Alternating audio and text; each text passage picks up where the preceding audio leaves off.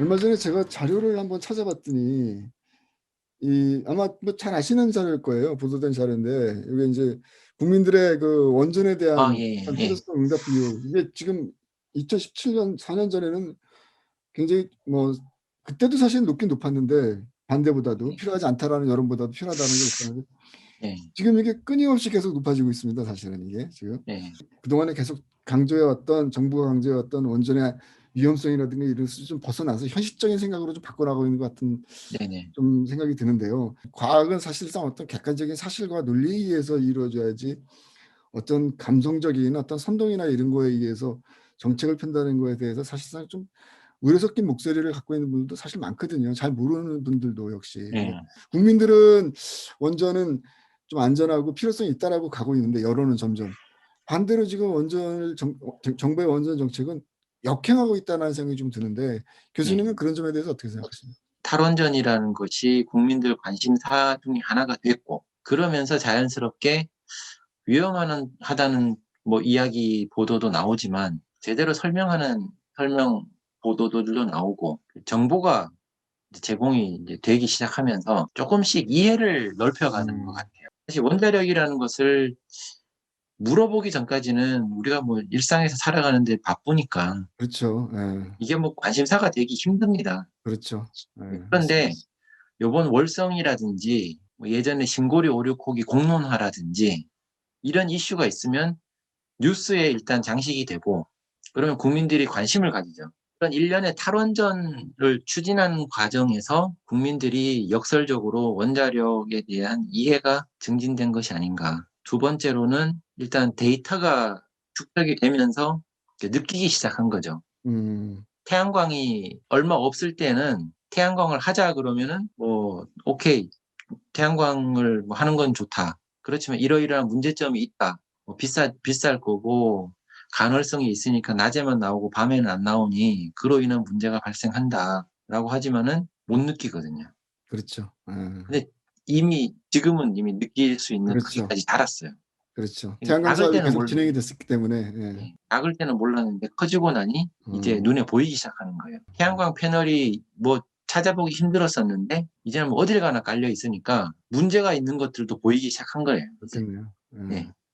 그 얘기 관련해 갖고 관련해서 우리보다 앞서 갖고 독일이 이런 태양광이라든가 또 독일은 풍력 발전소도 굉장히 많이 짓지 않습니까? 네네. 제가 독일 출장할 때마다 정말 무슨 그 풍력 발전소의 숲이라고 할 수 있을 정도로 그냥 거대한 풍력 발전기가 막 돌아가고 있는 것도 여러 번 제가 목격을 했는데 맞아요. 2006 년도에 독일에서 대정전 사태가 일어나지 않았습니까 사실은. 예. 그러면서 지금 독일이 추진해 왔던 이런 탈원전 정책이 뭐 얼마 전에 슈피겔이 보도한 것처럼 좀 다시 원점에서 좀 이 재조정되는 어떤 그런 분위기도 좀 있는 것 같아요. 그러니까 음. 이 질문을 드리는 이유는 지금 방금 말씀드렸던 태양광이나 풍력 발전기가 지금 우리가 쓰고 있는 이 일반 가정이나 산업용 이 전기를 충분히 공급할 수 없기 때문에 발생하는 문제라는 생각이 드는데 대정전 사태와 관련해서 좀 설명을 좀 해 주시겠습니까? 독일의 이 상황과 우리 상황을 좀 비교한다면 어떻게 말씀하실 수 있겠나요? 음. 사실 지금도 그 정전 위기를 인제 겪고 있는데요. 며칠 전에 한번 정전을 겪을 뻔했던 적이 또 있어요. 며칠 전에요? 예. 예. 불과 며칠 전에요. 어. 그때 인제 우리나라 한창 축구할 1월 초였던 것 같은데요. 예. 어떤 일이 있었는고 하니 바람도 안 불고 태양광도 별로가 돼 버린 거예요. 그러니까 태양광하고 음. 풍력이 이게 두 개가 갑자기 없어져 버린 거죠. 그러다 보니 다른 발전소들이 다 돌아가야 되는데 그걸로도 모자라서 바깥에 다른 나라로부터 또 수입도 해야 되는데 그게 거의 간당간당해서 아. 소위 말해서 주파수라는 게 갑자기 뚝 떨어지는 그런 일이 벌어진 거죠. 아주 큰 위기를 겪었어요. 근데 이거는 뭐 이상했던 위기인 거고요. 그와 같은 일이 우리나라에서 벌어진다면 우리는 그냥 정전입니다. 아 그래요? 예. 어. 독일은 다른 나라 프랑스가 밑 옆에 버티고 있잖아요. 그 전기를 수입해 오는 거죠 그러니까 어떻게 보면. 그렇죠. 프랑스가 있고 옆에는 폴란드, 체코 딱 있고요. 위로 가면은 노르웨이, 스웨덴이 있고 어. 하니까 독일로서는 자기네들이 모자랄 때 급전을 땡겨서 쓸 수 있는 데가 있는 거죠. 이게 며칠 전에 있었던 상황과 같은 상황이 우리나라에서 벌어지면 우리는 그냥 정전이 돼요. 우리는 대안이 없다는 말씀이죠. 그러니까 어디서 대안이 전기를 없습니다. 수입할 수 예. 있는. 예. 뭐 독일 같은 경우에는 주변에 프랑스, 폴란드, 체코, 뭐 네, 노르웨이 이런 나라들이 있는데 네, 그 나라들 사이에 관계하고요. 우리가 일본, 러시아, 중국, 북한하고 가지고 있는 관계하고 같지가 않잖아요. 그렇죠. 예. 우리가 누구를 믿고 전력망을 연결해서 우리 목돈을 거기다 걸겠습니까? 아, 그러면 이제 대정전이라는 게 뭔지 물론 이제 몇몇 보도라든가 통해서 이제 국민들도 알고 있는데 이게 대정전이라는 게 만약에 블랙아웃이라 그러지 않습니까? 예. 이게 일어난다면은 도대체 어떤 일이 벌어지나요? 우리한테. 일단은 재산상의 손해가 굉장히 크고요. 왜냐하면 공장 같은 경우에도 라인에 들어가 있던 것들이 정전이 돼버리면 통째로 못 쓰게 되는 상황이 벌어집니다. 예를 들어서 뭐 석유화학 공정을 하고 있는데 네, 원료가 들어가서 최종 프로덕트까지 나오는데 이 배관 안에 쭉 다 들어가 있잖아요. 그런 상황에서 정전이 되면 이게 굳어버리겠죠. 예를 들어서. 아, 그러면 그거 통째로 다 갈아야 되는 겁니다. 기간 다 설계 버리죠. 자체가 망가진다는 얘기네요. 그러니까. 예, 그리고 이제 뭐 막히진 않죠. 뭐 굳진 않더라도 예를 들어서 더 이상 이거를 원료로 더 이상 쓸 수가 없는 상황이 돼버리는 거죠. 그러면 그 안에 있는 걸 싹 다 비워내야 되는 겁니다. 그러면 그거 하는 동안 공장도 못 돌아가죠. 손해가 막심해집니다. 이제 반도체 공장 같은 경우에도 똑같고요. 처음에 실리콘으로 시작해가지고 끝에 최종 결과물이 나와야 되는데 정전이 된다 그러면 싹 다 드러내야 되는 거예요.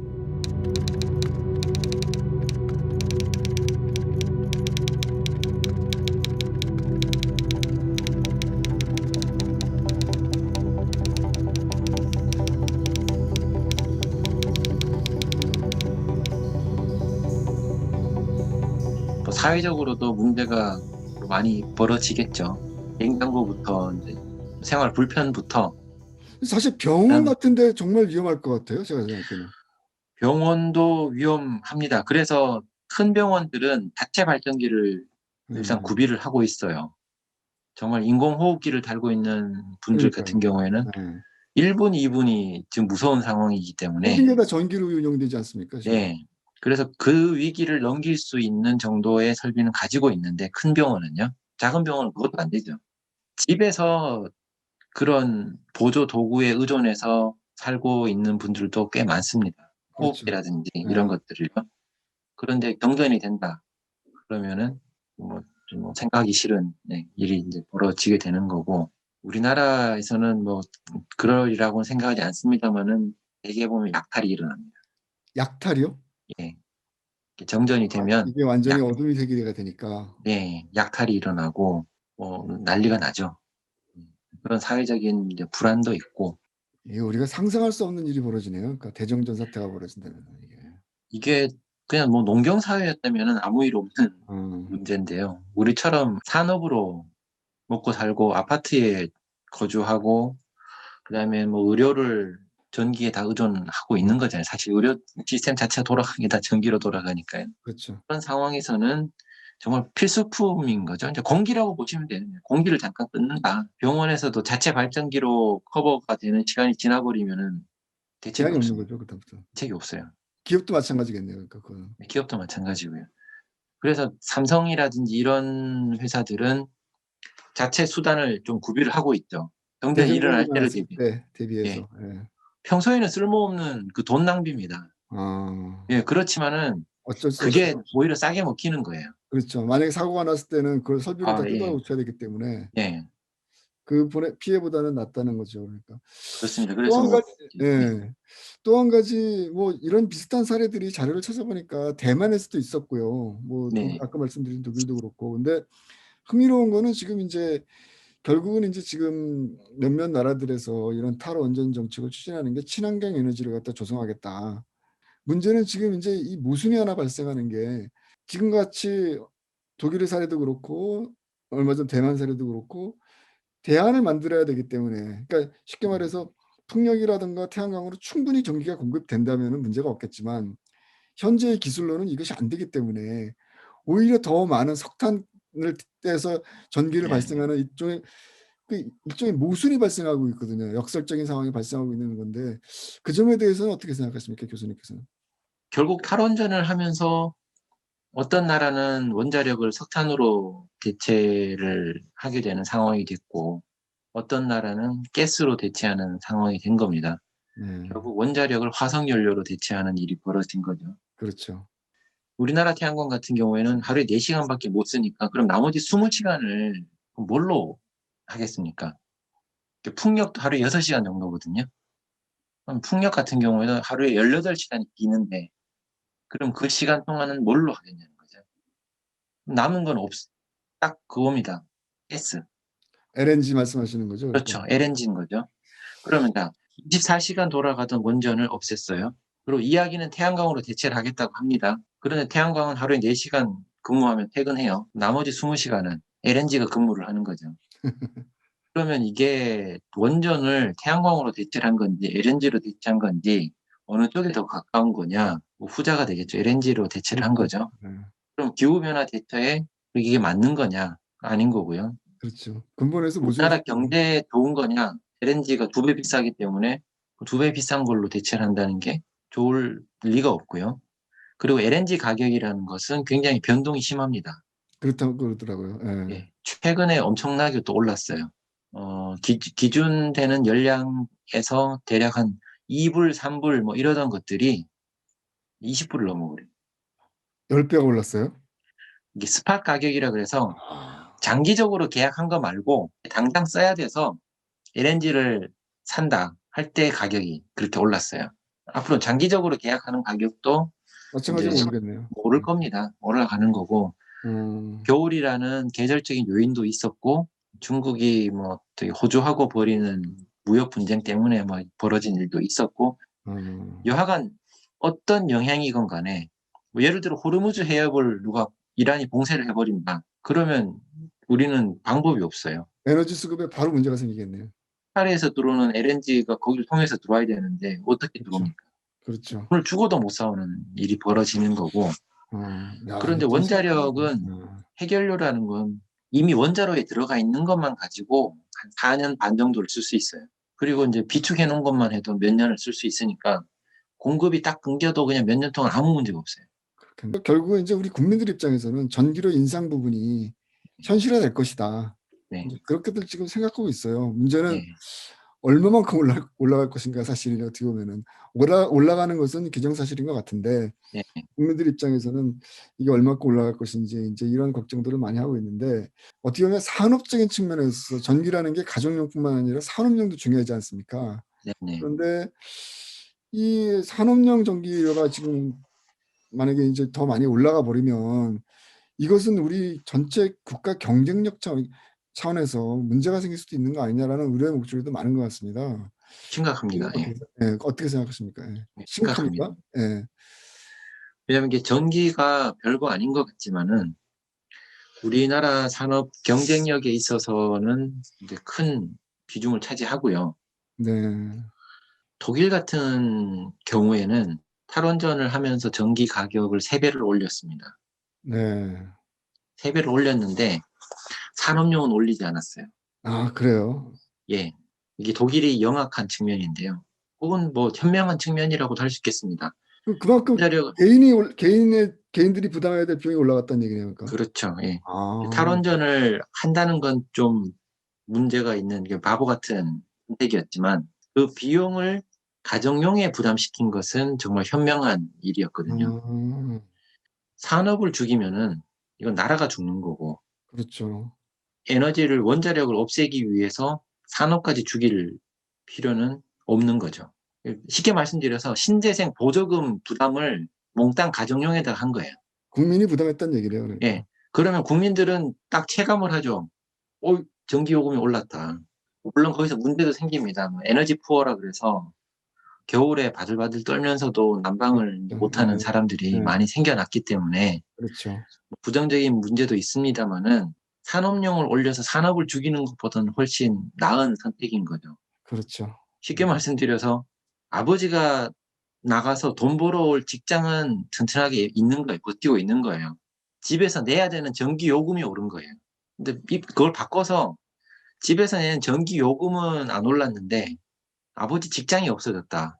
어느 쪽이 더 타격이 심하겠는가? 뭐 뻔하잖아요.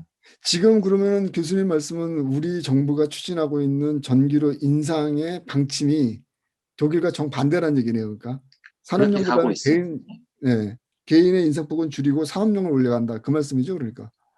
우리나라는 그렇게 가려고 이제 하는 거죠. 아, 그렇게 되면은 문제가 뭐냐? 우리나라 기업들이 전기를 펑펑 쓰고 있느냐? 펑펑 쓰고 있다라고 이야기를 해요. 탈핵 단체에서는.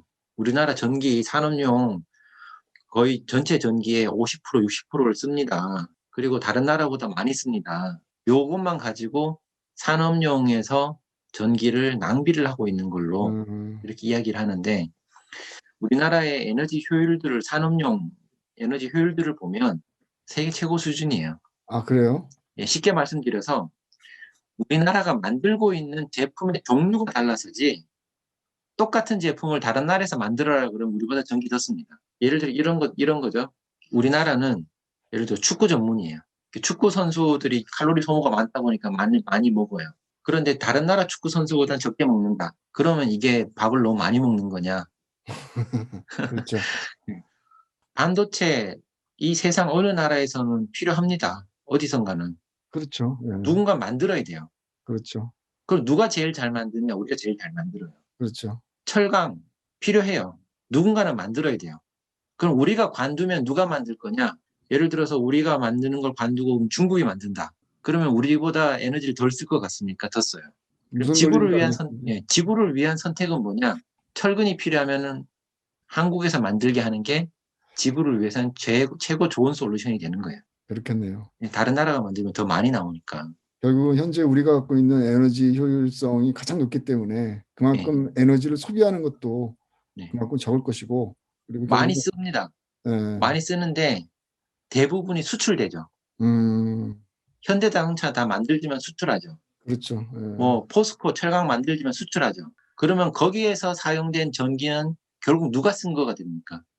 전 세계인들이 같이 쓴 거죠, 사실은. 그 철근을 사서 쓰는 사람, 그 사람이 쓴 거가 되는 거예요. 그렇죠. 모두가 우리가 같이 쓴 게 쓴 거죠. 아니거든요. 그러니까 한국 사람들이 에너지를 낭비를 해서 지금 에너지 소비가 많은 게 아니고, 이 세계를 위해서 물건을 만들다 보니 에너지가 많이 들어가는 거고, 우리가 수출하면서 그 에너지도 같이 수출되는 거예요. 그렇겠네요. 네. 예. 그렇기 때문에 산업용 전기를 쓰는 것에 대해서 죄악시하는 일부 생태 환경주의적인 어떤 그 접근 방식은 굉장히 시각이 잘못되어 있고요.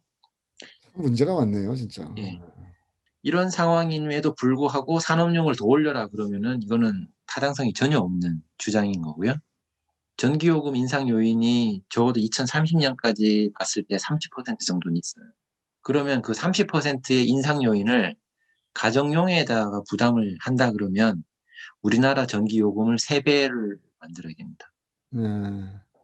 3배를 올려야 돼요. 그런데 지금은 뭐 표 떨어지니까 뭐 그거 얘기 못 하겠죠. 그 얘기를 지금 제가 여쭤보려고 했는데, 이 결국은 어떻게 한다면 국가의 미래, 국가의 장래, 국가의 경제적인 산업적인 측면들을 고려한다면 사실은 독일의 선택이 옳은 거네요. 사실은 말씀 듣고 봐도. 네, 왜냐하면 탈원전은 뭐 잘못됐겠지만은 전기 요금에 대한 그러니까요. 부담은 제대로 했다고 저는 생각합니다. 왜냐하면 그래야지 어쨌든 국가가 계속적으로 산업을 생산해서 먹거리를 생산해야지 국가가 부강해지는 것이고, 네, 그리고 그런 것들이 국민 경제에도 영향을 미치는 것이기 때문에요. 근데 맞습니다. 네.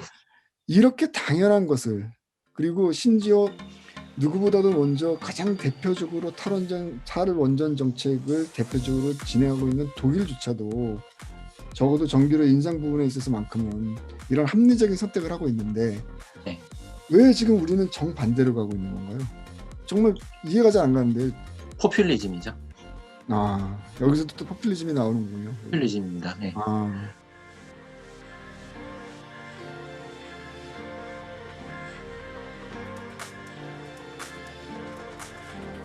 따져보면 다 거짓말이에요. 또 그런 지성주의까지 갔어요. 반지성주의까지. 반지성주의. 예. 이런 탈원전을 부르짖는 사회단체들이 전문가는 빠져라 이런 얘기를 한다는 얘기죠, 그러니까. 네, 왜 원자력 마피아니까. 연결돼 있다. 예. 이해관계가 연결돼 있다. 네. 그 말인가요? 저 사람은 전문성을 가지고 사기를 치는 사람이다.